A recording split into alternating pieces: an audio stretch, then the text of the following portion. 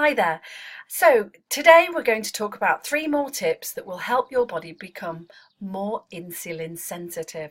Like we said before, your body becomes more resistant to insulin when you hit the age of 40 and beyond. So the menopause symptoms or hormone fluctuations start to come into play at this time, and it makes your body more insulin resistant and also more stress reactive. Now we'll talk about stress reactive another time. We're now just focusing on what you can do immediately to help your body to become more insulin sensitive. So 3 more tips today. And number 1 tip is to eat more fiber.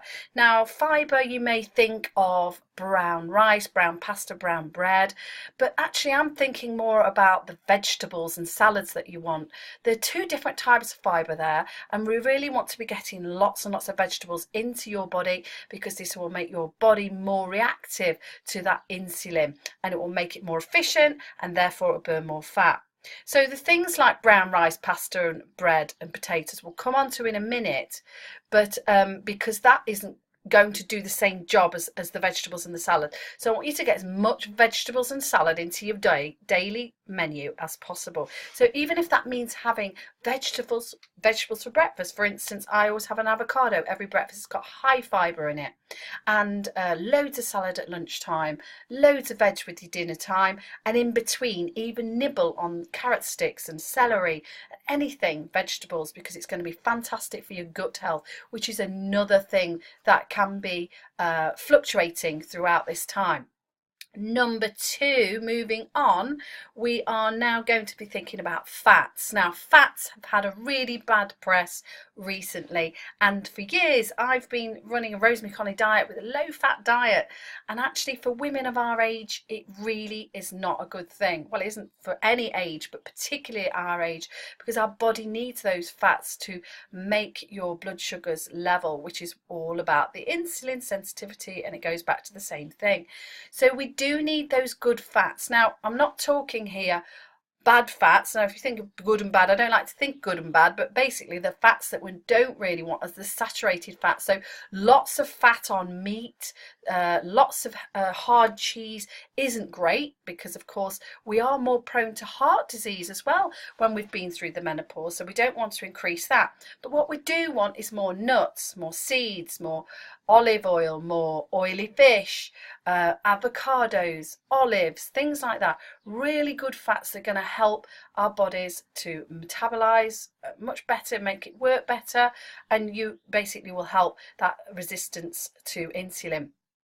And also it's filling. Fat is really tasty and it's filling. So if you're thinking like you want a snack, a really good idea is to get an avocado, cut it in half, use a spoon and eat it like a yogurt, and you'll find if you're feeling hungry that will really stem your hunger. It's fantastic food. It's a real, I know superfoods are very vogue as well, but actually this really is a fantastic food, a go-to food. So where you might have grabbed a chocolate biscuit or a chocolate, maybe try and go for that.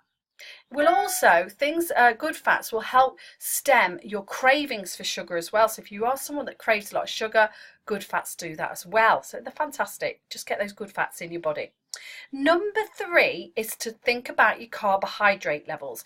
Now the white versions of bread, pasta, rice and potatoes can be very insulin, make that insulin spike up and down. So if you have, for instance, a sugary breakfast, which is classed as a carbohydrate, or a toasty breakfast, it will shoot the blood sugars up, but then they plummet down much harder than they ever did before, and then you're hungry, and about 11 o'clock you want more food.